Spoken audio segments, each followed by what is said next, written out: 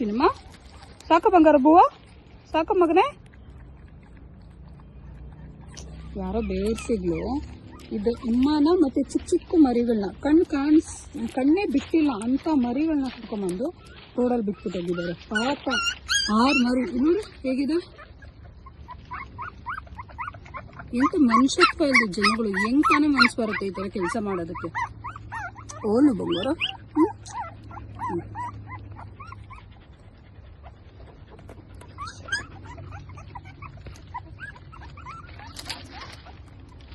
ಇಂಥ ಜನಗಳಿಗೆಲ್ಲ ಏನು ಹೇಳ್ಬೇಕು ಅನ್ನೋದೇ ಗೊತ್ತಾಗಲ್ಲ.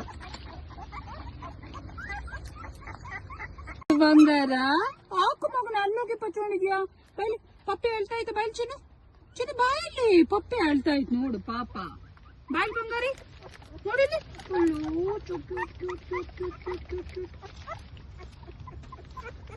ಬಾಳ ಬುಜ್ಜಿ ಬಾ ಬಂಗಾರ.